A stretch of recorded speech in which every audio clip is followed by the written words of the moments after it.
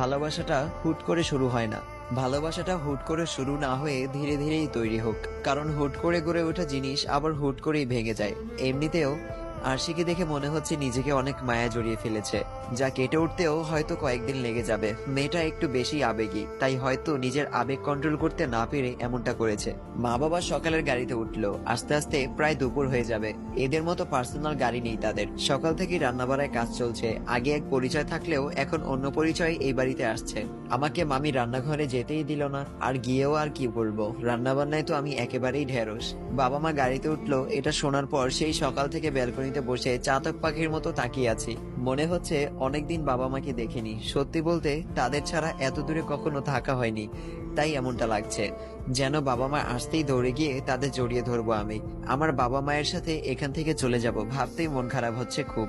দুপুরের আগে বাবা মা এসেছে। হৃদ ভাই আজ বাড়িতেই আছে, তাকে দেখে